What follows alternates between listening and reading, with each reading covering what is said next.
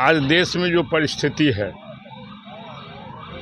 हिंदू मुस्लिम में डिफरेंस कराया जाता है, धर्म की बात की जाती है, उससे समाज टूटेगा, बिखराव होगा, कोई भी विकास होगा।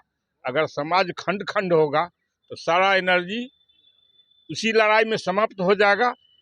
और हमारी विरासत है हिंदू मुस्लिम एकता को कायम रखना, सब लोग मिलजुल करके अपने अपने मजहब में कायम रहते हुए मिल्लत के साथ देश को मिलजुल करके, जिसके नींव महात्मा गांधी, मौलाना अब्दुल कलाम आज़ाद, पंडित जवाहरलाल नेहरू रखे थे, उसी नींव को, उसी परंपरा को आगे बढ़ाकर हम देश को ऊंचाई पर ले जा सकते हैं। कैसे आप ये बोल रहे हैं कि हिंदू और मुस्लिम की एकता टूट रही है? कौन तोड़ रहा है? हिंदू मुस्लिम एकता राजनीति के लिए लोग तोड़ रहे हैं, क्योंकि हिंदू के नाम पर हम लोगों को गोलबंद करके और वो सरकार में आवे और ये फिरका परस्ती ताकते देश को तोड़ने में लगा हुआ है।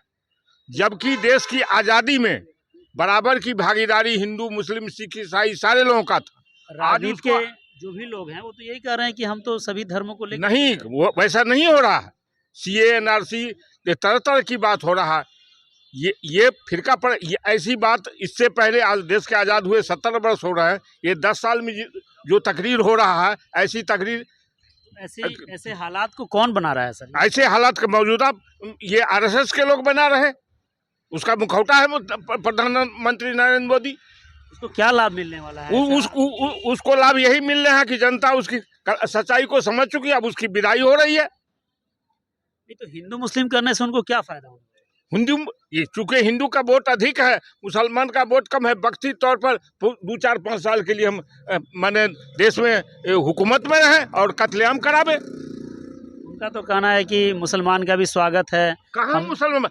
आज राम मंदिर अयोध्या में बन रहा है, जिस पर करोड़ों करोड़ खर्च हो रहा है, उसी जगह मस्जिद भी बनना चाहिए ना। 5 एकड़ जमीन दे दिए तो मस्जिद बनाने में तो रोक नहीं लगा। वो वही नहीं, आज आगरा का ताजमहल पर लड़ाई हो रहा है, क्या कहते हैं, मथुरा, पूरे देश में हर जगह मंदिर मस्जिद पर लड़ाई हो रहा है। ये बात तो पहले कभी नहीं थी। तो मंदिर मस्जिद की लड़ाई पर तो ये नहीं बोल रहे ना कि तुम मस्जिद मत बनाओ। एकदम जो उनको खड़ा किए हुए है RSS, वही पूरे देश में ये लड़ाई कर नौटंकी खड़ा किए हुए। ये हिंदू मुस्लिम फितरत के लिए ये लड़ाई है। मंदिर तो सब जगह, हिंदू का मंदिर हो या मस्जिद हो, सब लोग अपने अपने मजहब के हिसाब से इबादत करना चाहिए। इबादत के बाद प्रेम से रहना चाहिए, काम में भाईचारा रहना चाहिए। ये नहीं हो रहा है, इसमें टूट हो रहा है। कहने का मतलब है कि ये जात पात की राजनीति हो रही है, भयंकर हो रही। जात पात की, धर्म की राजनीति हो रही। हिंदू धर्म, मुसलमान धर्म, ईसाई धर्म, जात की राजनीति। जात नहीं हो रही, धर्म की लड़ाई हो रही। जात में भी तो देख रहे हैं ST है, SC है, नहीं, ब्राह्मण है, नहीं। अभी पूरे देश के पैमाने पर हिंदू, मुस्लिम, क्रिश्चियन, ईसाई, ये लड़ाई हो रहा है। अब देखिए पंजाब में वो खालिस्तान हो रहा है, क्या हो रहा है?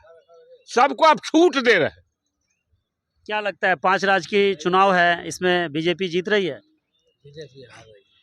5 राज्य के चुनाव में तो आप लोग बताइएगा ना, चूंकि मीडिया तो लोगों को एजुकेट करता है, हम लोग तो वहाँ वोटर तो सिर्फ देखते हैं, बोलते नहीं है, बाद में बोलते हैं। बोलना तो भी आपको है।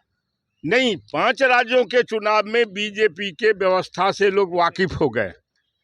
आगे देश में कैसे रहेगा अमन चैन, उस पर लोगों को गौर करना चाहिए और उस बात को ध्यान में रखकर वोटिंग करना चाहिए, जो देश के लिए भले का हो। अगर नहीं करेंगे तो इसका कीमत पूरे देश को चुकाना पड़ेगा। कुछ लोग तो कहते हैं मोदी है तो मुमकिन है। नहीं, मोदी है तो जहन्नुम है। मोदी ने पढ़ाई है, अब उस पर अब लंबी बात तकरीर हो जाएगी। जिस समय मनमोहन सिंह यहाँ के प्रधानमंत्री थे, ये अडानी जी आए थे पेट्रोल पंप खोल के, कहे जो इंडियन ऑयल, HP, इस सब को जिस दर पर आप तेल देते हैं उस दर पर हमको भी तेल दीजिए, हम भी पेट्रोल पंप खोले हुए हैं। कहे कि नहीं, वो सरकारी कंपनी है, आपको उस दर पर तेल नहीं देंगे। तो रिश्ता मनमोहन सिंह से खटास हो गया। सारे मीडिया जो भोंपू हैं, सारे मीडिया के लोगों को खरीद लिया, मीडिया हाउस को, और उसके बाद कोयला घटोला हुआ, स्पेक्ट्रम घटोला हुआ। वो खराब आदमी है मनमोहन सिंह, कांग्रेस खराब है, यही सारी बात की चर्चा हुई। आज 50-60 साल में देश पर जितना कर्जा हुआ 10 साल के अंदर में चौगुना कर्जा मोदी जी ला दिए। कौन सा काम किए? तो आज अदानी अंबानी इसी के पैसा से जनता सरकार चुनती है कांग्रेस पार्टी की, और सरकार गिर जाती है, एमएलए बिक जाता है। ये एक दो प्रांत में नहीं है, कई प्रांत में ऐसा हो चुका है। अब जनता इसके गहराई तक समझ चुकी है। आज आटा 35 रुपए किलो है। कभी आप 35 रुपए किलो आटा सुने थे? हर जगह महंगाई है तो लोगों को तनख्वाह नहीं, महंगा। किसान को क्या मिल रहा?